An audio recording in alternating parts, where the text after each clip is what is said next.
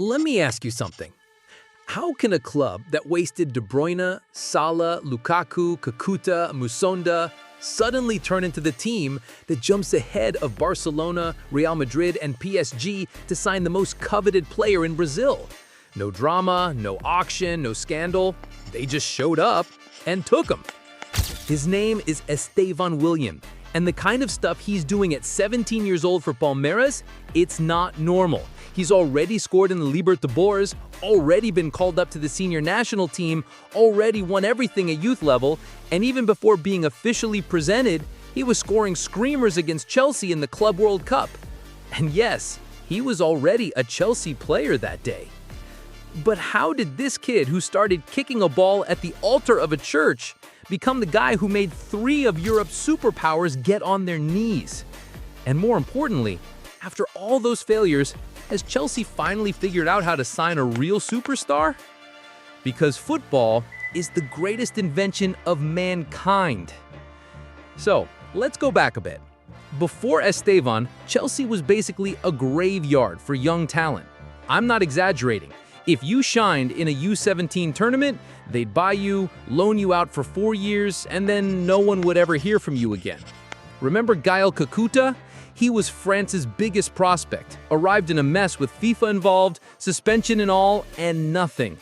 Piazon came in labeled as the next Kaka, ended up playing more games out on loan than in blue. Musonda, Mkhitaryan, Farouz, the list goes on forever. It's not that the club couldn't spot talent. They could. They just had no idea what to do with it. Worse yet was how they treated their own academy. Declan Rice, Jamal Musiala, Michael Olise, all left for free or close to it. And look at them now. You know what they had in common? They had the quality, but couldn't see a future staying at Chelsea. That's because the loan system became a factory of lost potential. You'd get sent to Vitesse, then to some championship side, then used as a bargaining chip in some deal with obscure clauses, and by the time you hit 22, you were too old to turn a profit. But something changed in recent years. Since the new group took over, Chelsea started looking at the process differently. Instead of buying 10 youngsters at a hope, they're betting on a few with a real plan. A dedicated team, top-level sports science, people who actually think about long-term development. And that's exactly where Estevão comes in. Calling someone the next Neymar has become a lazy cliche. Brazil slaps that label on any kid who can dribble. But with Estevão, it's different, because he's not just matching Neymar's numbers. In some areas, he's already surpassing them. At 17, Neymar had 16 goal involvements in the Brasileirão, 10 goals and 6 assists in 33 matches. Estevão, same league, same age, 9 goals and 7 assists in just 23 matches. And that's without being an undisputed starter. And honestly, the Neymar comparison isn't even the wildest one. Pelé was already a World Cup champion at 17. Messi, at 17, debuted for Barcelona and became an obsession for anyone who watched him train. Endrick, same thing. League champion, called up to the national team. But Estevão did all that in even less time. Debuted for the senior team at 16, scored in the Libertadores, won the U20 Cup at 15, lifted trophies at every youth level, and got called up to the senior national team at 17. And unlike many who rely on physicality or hype, he thrives through game intelligence, composure, and final third decision-making. He's the kind of player who always seems to choose the right move, whether it's slipping the pass or curling it into the far corner. He's not Pelé, he's not Messi, but in terms of precocity, maturity on the ball, and the way the game seems to slow down when he's in control, he's on the same planet. Now, the challenge is to do all that in the Premier League, freshly turned 18, wearing blue. Chelsea already has talent on the wings. Cole Palmer is a game changer. Nkunku can float between the lines, and Pedro Neto, if he can stay fit, has the 1v1 every top club looks for. But none of them play like Estevão. He's built differently. First, composure. Doesn't matter if he's playing at Allianz Park or some waterlogged U15 pitch, he slows the game down like he's 30 years old. Looks up, picks the option, and executes. He's the kind of player who breathes before deciding. Second, two-footedness. He's a lefty, but he finishes with his right like it's nothing, leaving defenders lost. And that whipped shot, the one from outside the box, curling towards the far post, it's already a trademark. Third, tight space dribbling. No flashy step-overs. It's all sharp cuts, nutmegs, flicks, done. And with every touch, he pulls you closer to the box, like the pitch is shrinking. Maresca wants possession, positional play, a team that thinks with the ball. Estevão delivers all that, with extras. He doesn't chase the game chases him. And even though he's a machine down the right wing, he's already said it. He wants to play more centrally in the future.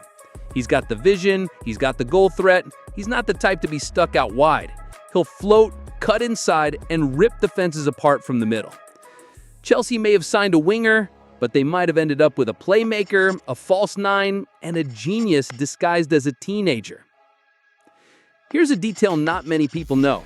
Estevão grew up saying he wanted to play at Camp Nou. Messi was the idol, Barça was the dream. There's even an old interview where he says it openly, with that sparkle in his eyes that made it clear, if the call came, he'd answer. And the call did come. Problem is, Barcelona today isn't that magical Guardiola-era club. It's a team with no money, no room in the squad, and a stack of prospects waiting for chances that never come. When Estevão's name came up, the board even tried, but they couldn't register him. Simple as that. Real Madrid also came in strong, but their lead scout clashed with Estevão's agent. Bad vibes, cold offer.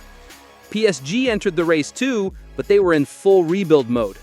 No one could even say who the coach would be, let alone sell a clear project. Then came Chelsea. Offer on the table, development plan already drawn, and most importantly, direct contact with the family. No shady intermediaries, no empty promises. The message was clear. We want him now, not as a bet, as a star. According to those close to the deal, that's what made the difference. While others saw him as a future talent, Chelsea treated him like a present one. In the end, the boy who dreamed of Camp Nou chose London. Not because it's prettier, but because it's real. When Chelsea announced Estevão, the reaction in England was underwhelming. No one really knew who he was. Just another overpriced Brazilian. Just another exotic name in Boli's squad. Meanwhile, back in Brazil, he was already changing the game. Named best forward in the league, assist leader, golden ball winner, called up to the national team, and all of that at 17. 7 goals, 9 assists, a goal involvement rate higher than Neymar's at the same age.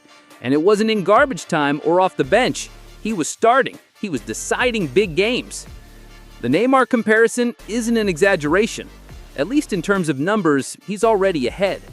But the real question is, can he sustain it? Because he's got talent, he's got maturity. What he doesn't have yet is time, is a career. Chelsea seems to have understood that. They made the right offer, they waited, they gave him breathing room. But now they'll have to prove they know how to develop him too. If they don't get in the way, if they don't rush things or flip the script again, Chelsea might be holding the greatest Brazilian talent of his generation. But until then, is this Estevão hype or the real deal? That answer, no one knows yet. But it feels like this kid has everything it takes to make the question disappear.